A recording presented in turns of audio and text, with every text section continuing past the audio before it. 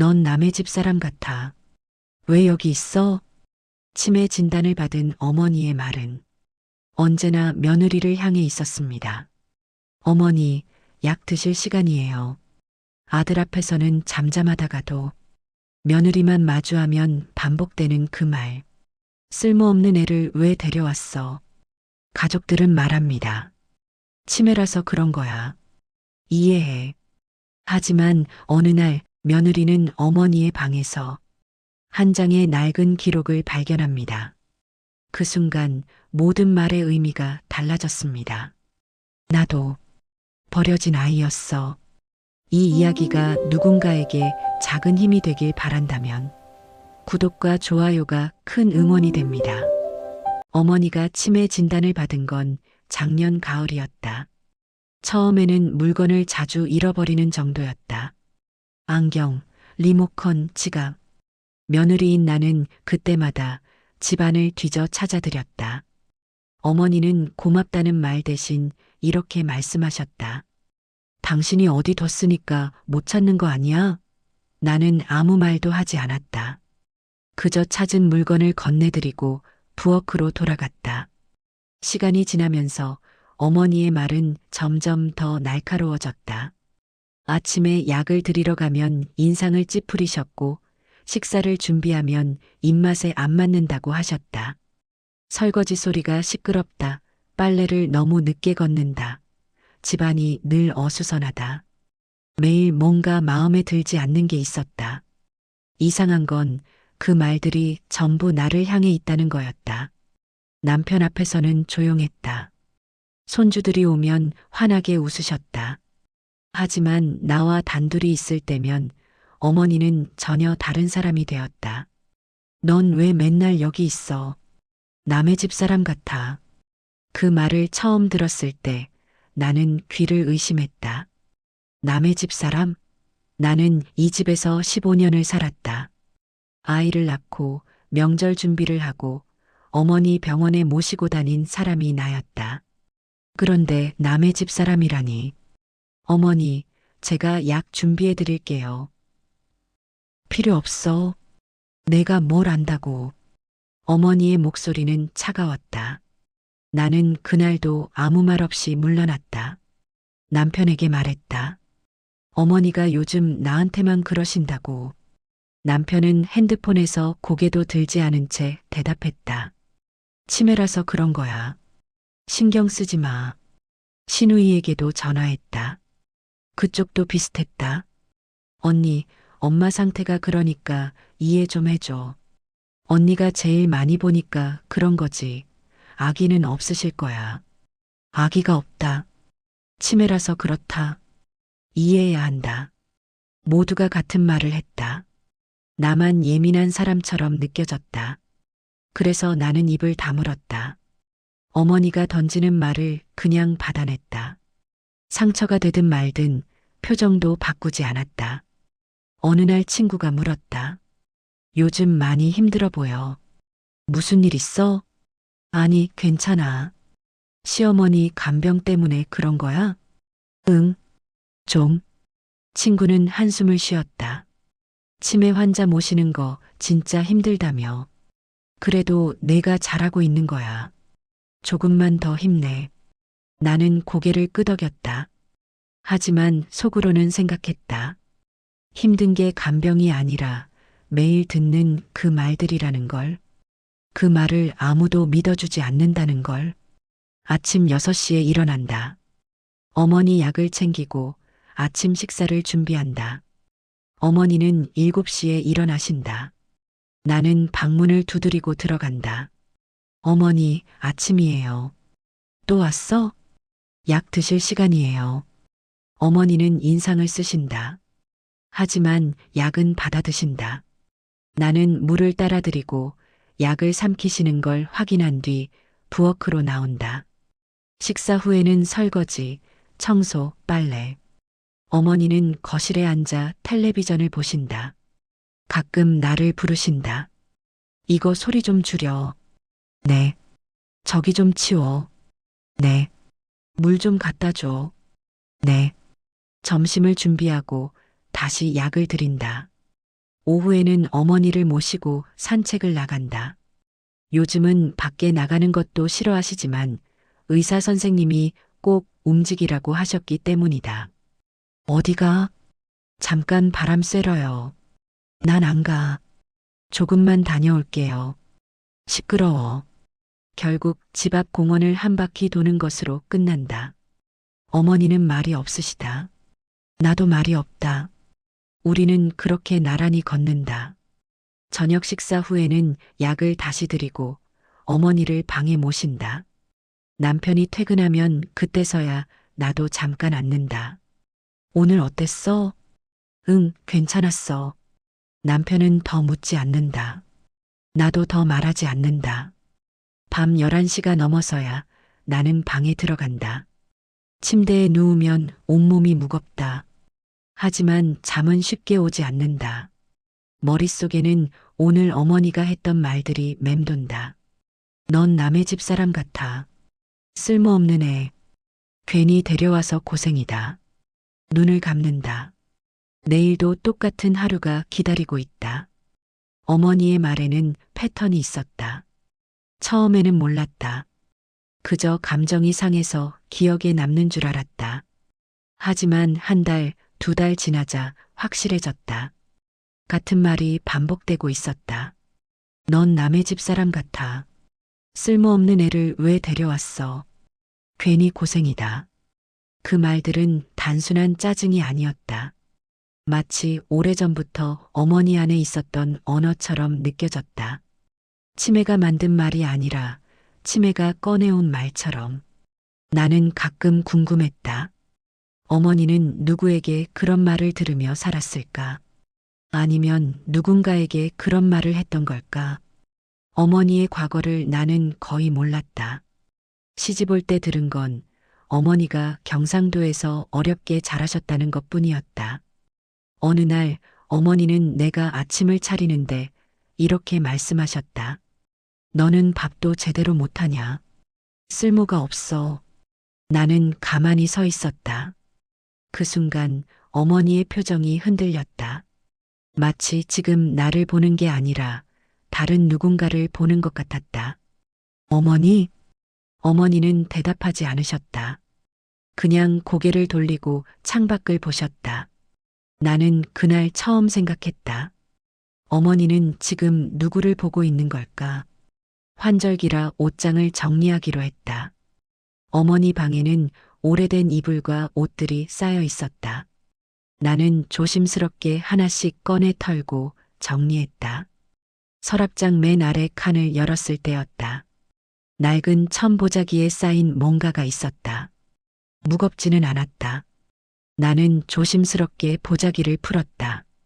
안에는 서류 봉투가 하나 들어 있었다. 갈색 봉투는 세월의 발에 있었고 가장자리가 해졌다. 나는 잠시 망설였다. 이건 어머니의 사적인 물건이다. 함부로 열어봐도 되는 걸까? 하지만 호기심이 이겼다. 아니, 어쩌면 호기심이 아니라 필요였다. 나는 어머니를 이해하고 싶었다. 이 사람이 왜 나에게 그런 말을 하는지 알고 싶었다.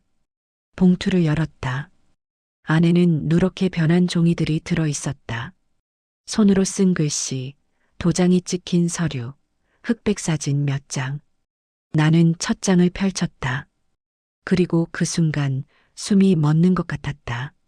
서류 위에는 이렇게 적혀 있었다. 입양 기록. 나는 그 자리에 주저앉았다.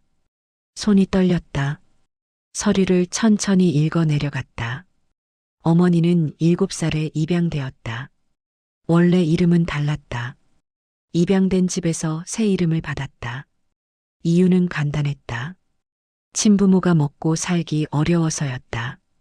1960년대 한국은 가난했다. 많은 아이들이 그렇게 다른 집으로 보내졌다. 어머니도 그 중 하나였다. 서류 아래에는 사진이 몇 장 있었다. 그 중 하나는 작은 여자아이가 낯선 집 앞에 서 있는 모습이었다. 아이는 카메라를 보지 않았다. 고개를 숙이고 두 손을 앞으로 모으고 있었다. 그 아이가 어머니였다. 나는 사진을 오래 들여다봤다. 7살. 내 아들이 지금 8살이다. 그 나이에 집을 떠난다는 게 어떤 기분일까? 엄마 아빠가 아닌 낯선 사람을 어머니, 아버지라고 부르는 게 어떤 기분일까? 다른 서류들도 읽어봤다. 입양 후의 기록은 거의 없었다. 다만 한 장의 편지가 있었다. 어린 글씨로 쓴 어머니의 편지였다. 저는 말을 잘 듣겠습니다. 제발 저를 버리지 마세요. 나는 그 편지를 보고 눈물이 났다. 7살 아이가 쓴 편지. 버려질까봐 두려워하는 아이의 글씨. 어머니는 평생 그 두려움을 안고 살았던 걸까? 그날 밤 나는 잠을 이루지 못했다. 머릿속에는 어머니의 어린 시절이 그려졌다. 입양된 집에서 어머니는 어떤 삶을 살았을까? 다음 날 나는 신우이에게 전화했다. 언니, 혹시 엄마가 입양되셨다는 거 알고 있었어? 뭐? 엄마 방 정리하다가 서류를 봤어. 엄마가 7살에 입양되셨대. 긴 침묵이 흘렀다. 나도 몰랐어. 아버지도 모르셨을걸? 그럼 아무도 몰랐던 거네. 그런가 봐. 나는 전화를 끊고 다시 서류를 꺼내 읽었다. 이번에는 더 자세히 봤다. 입양 가족의 이름, 주소, 그리고 몇 줄의 기록. 아이는 조용하고 말수가 적음. 시키는 일은 잘함. 말수가 적었다. 그건 어머니의 성격이 아니라 살아남기 위한 방법이었을 것이다.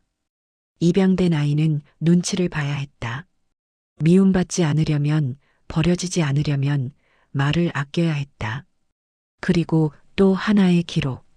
친자식과 비교됨. 대우의 차이 있음.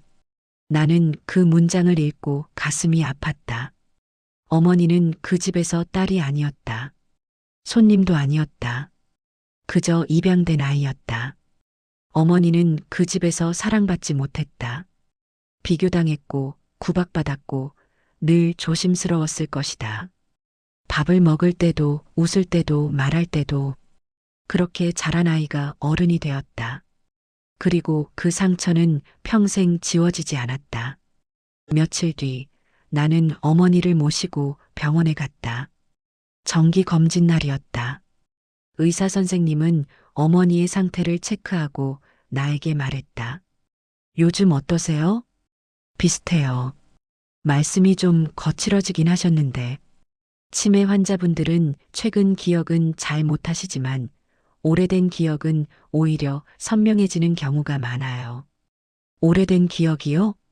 네. 특히 감정이 강하게 얽힌 기억일수록 더 그렇죠. 어린 시절, 힘들었던 시기, 그런 기억들이 떠오르는 거예요. 나는 그제야 이해했다. 어머니의 마음은 지금 여기에 있지 않았다. 어머니는 점점 과거로 돌아가고 있었다. 가장 힘들었던 그때로. 의사 선생님이 덧붙였다. 그래서 가끔 환자분들이 현재 가족을 과거의 누군가로 착각하기도 해요. 며느리를 자신을 구박했던 사람으로 보거나 그런 식으로요. 나는 고개를 끄덕였다. 이제 알 것 같았다. 어머니는 나를 보고 있지 않았다. 어머니는 자신을 구박했던 그 집 사람들을 보고 있었다. 나를 향해 던진 말들은 사실 어머니 자신이 들었던 말들이었다. 넌 남의 집 사람 같아. 쓸모없는 애. 괜히 데려와서 고생이다. 어머니는 내게 그 말을 하는 게 아니었다. 어머니는 그 말을 되돌려주고 있었다. 평생 삼켰던 말을 이제야 뱉어내고 있었다. 집으로 돌아오는 길, 나는 어머니를 옆에 앉히고 운전을 했다. 어머니는 창밖을 보셨다. 아무 말씀도 하지 않으셨다. 나는 생각했다. 어머니 눈에 나는 누구일까? 며느리? 아니, 그게 아니었다. 어머니 눈에 나는 입양 가족이었다. 자신을 밀어냈던 그 집 사람들이었다. 비교하고 구박하고 사랑하지 않았던 사람들. 그래서 어머니는 나를 밀어냈다. 거리를 뒀다. 차갑게 대했다. 그건 미움이 아니었다. 방어였다. 다시는 상처받지 않겠다. 어머니의 모든 말 뒤에는 그 문장이 숨어 있었다. 집에 도착했다. 나는 어머니를 모시고 안으로 들어갔다. 어머니는 거실에 앉으셨다. 나는 물을 따라드렸다. 어머니, 물 드세요. 어머니는 나를 보셨다. 그 눈빛이 전과 달랐다. 아니, 내가 다르게 보게 된 걸까? 어머니는 물을 받아 드셨다. 그리고 작은 목소리로 말씀하셨다. 고마워. 나는 깜짝 놀랐다. 어머니가 고맙다고 하신 건 몇 달 만이었다. 아니, 어쩌면 처음이었을지도 모른다. 천만에요. 나는 부엌으로 돌아갔다. 가슴이 먹먹했다. 그날부터 나는 어머니의 말을 다르게 듣기 시작했다. 어머니가 넌 남의 집 사람 같아라고 하시면 나는 이렇게 생각했다. 어머니는 지금 7살이구나. 낯선 집에서 혼자 있는 7살. 어머니가 쓸모없는 애라고 하시면 나는 이렇게 생각했다. 어머니는 그 말을 들으며 자랐구나. 평생 그 말을 삼키고 살았구나. 어머니가 나를 밀어내려 하시면 나는 이렇게 생각했다. 어머니는 무서운 거구나. 또 버려질까봐. 그렇게 생각하니 어머니의 말이 더 이상 나를 향한 게 아니라는 걸 알게 됐다. 나는 어머니의 과거였다. 나는 어머니가 돌아갈 수 없는 그 시간이었다. 어머니를 이해하게 되니 말에 상처받지 않게 됐다. 아니, 정확히는 상처를 다르게 받아들이게 됐다. 이건 나에 대한 평가가 아니라 어머니의 고통이었다. 어느 날 어머니가 또 그 말을 하셨다. 넌 왜 맨날 여기 있어? 나는 잠시 어머니를 바라봤다. 그리고 조용히 대답했다. 제가 여기 있고 싶어서요. 어머니는 나를 보셨다. 표정이 흔들렸다. 뭔가 말하고 싶은 것 같았지만 결국 아무 말도 하지 않으셨다. 나는 어머니 곁에 앉았다. 가까이 하지만 부담스럽지 않게. 어머니, 괜찮아요. 천천히 가요. 어머니는 고개를 끄덕이셨다. 그게 전부였지만 그걸로 충분했다. 어머니의 말은 여전히 거칠었다. 여전히 나를 밀어냈다. 하지만 나는 더 이상 그 말에 무너지지 않았다. 어머니가 화를 내시면 나는 조금 물러섰다. 어머니가 혼자 있고 싶어 하시면 나는 문을 닫고 나왔다. 어머니가 말을 걸어오시면 나는 곁에 앉았다. 거리를 두는 법을 배웠다. 하지만 떠나지 않는 법도 배웠다. 남편이 물었다. 요즘 좀 나아진 것 같아. 엄마랑 사이가 좋아진 거야? 나는 고개를 가로저었다. 좋아진 건 아니야. 그냥 이해하게 된 것 같아. 이해? 응. 어머니가 왜 그러시는지. 남편은 더 묻지 않았다. 나도 더 설명하지 않았다. 이건 말로 설명할 수 있는 게 아니었다. 어느 날 저녁 어머니가 나를 불렀다. 이리 와봐. 네. 나는 어머니 곁에 앉았다. 어머니는 한참을 말이 없으시다가 작게 말씀하셨다. 미안해. 나는 깜짝 놀랐다. 어머니가 사과하시는 건 처음이었다. 무슨 말씀을? 내가 너한테 심한 말 많이 했지. 아니에요. 괜찮아요. 괜찮을 리가 없지. 어머니는 창밖을 보셨다. 목소리가 떨렸다. 나도 그런 말 많이 들으면서 살았거든. 나는 아무 말도 하지 못했다. 어머니는 자신의 과거를 기억하고 계셨다. 그래서 나도 모르게 그 말들이 나와. 알아요, 어머니. 알아? 네, 알아요. 어머니는 나를 보셨다. 눈에 눈물이 맺혀 있었다. 고마워. 나는 어머니 손을 잡았다. 그 손은 차가웠지만 따뜻했다. 어머니의 상태는 점점 나빠졌다. 말도 줄고 걷는 것도 힘들어 하셨다. 하지만 가끔, 아주 가끔 어머니는 나를 알아보셨다. 내가 며느리지? 네, 어머니. 고생이 많아. 아니에요. 거짓말.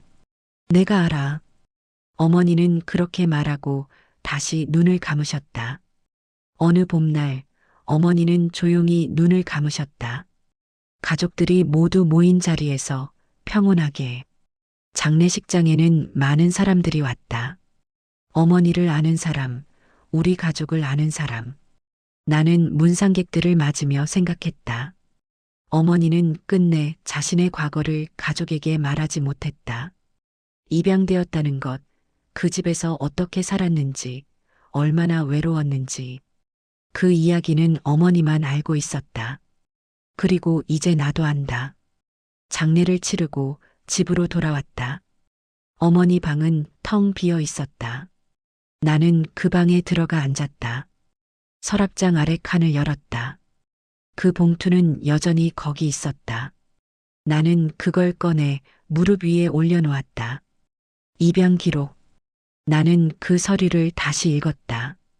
7살 어머니의 사진을 다시 봤다. 그리고 그 편지를 다시 읽었다. 저는 말을 잘 듣겠습니다. 제발 저를 버리지 마세요. 나는 그 편지를 가슴에 안았다. 그리고 조용히 말했다. 어머니, 이제 괜찮아요. 이제 안전해요. 어머니는 대답하지 않으셨다. 하지만 나는 알았다. 어머니가 평생 듣고 싶었던 말이 그거였다는 걸. 넌 버려지지 않아. 넌 사랑받을 자격이 있어. 어머니는 그 말을 한 번도 듣지 못했다. 그래서 평생 두려워하며 살았다. 나는 그 봉투를 다시 서랍에 넣었다. 그리고 천천히 방을 나왔다. 어머니의 이야기는 끝났다. 하지만 그 이야기가 준 것은 남았다. 나는 이제 안다.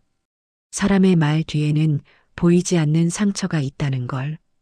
그 상처를 이해한다고 해서 아픔이 사라지는 건 아니지만 함께 견딜 수는 있다는 걸. 그리고 가끔은 이해하는 것만으로도 충분하다는 걸. 이 이야기가 누군가에게 작은 힘이 되길 바란다면 구독과 좋아요가 큰 응원이 됩니다.